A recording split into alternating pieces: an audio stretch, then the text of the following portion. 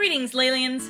This episode of Behind the Scenes at Moco Press is the first in a series where I'll be taking you through how I make a page, from sketch to lettering, and share some tips and tricks along the way. Making of a page, Part 1, Sketching.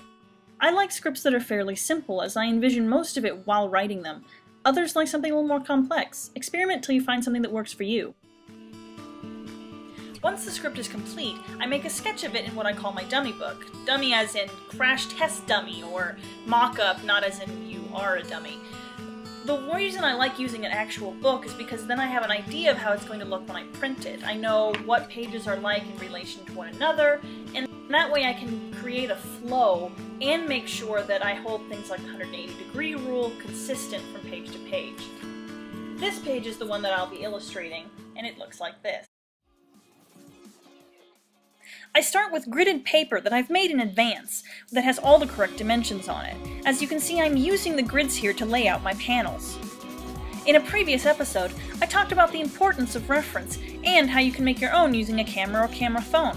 Here I'm using mine to make sure that the characters are dynamic and interesting in expressions and poses. You might notice that I'm not drawing any characters with clothes on to start. I never start with clothing because you don't really understand how clothing is going to fall on the body unless you know what the body underneath it is doing. Cloth stretches and bunches differently depending on what your body's doing underneath it. If you're pulling it apart, using your arms or legs as they're extended, or if you're bunching it together by leaning over or bending your elbows or knees. By knowing how the body is positioned, I have a much better understanding of how the cloth is going to fall over that form.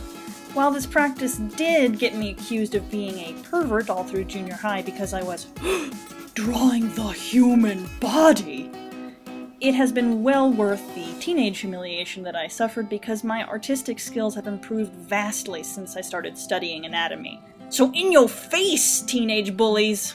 But back to the matter at hand. What you can see me doing here is laying out rough perspective grids using nothing more than an index card.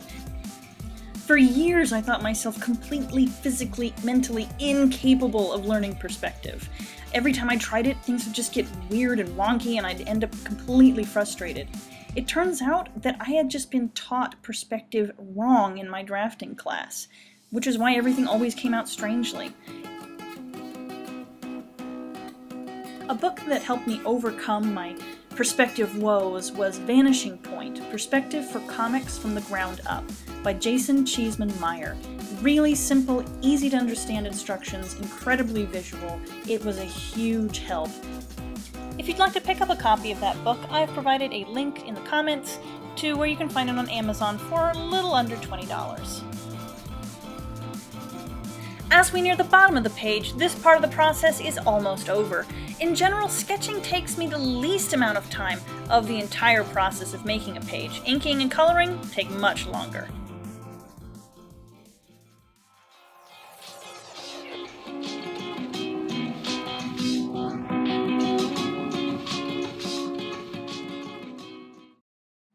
I hope you've enjoyed this episode of Behind the Scenes at Moco Press. And now we'll wrap up with the latest live blog opening of a Ley Lines book.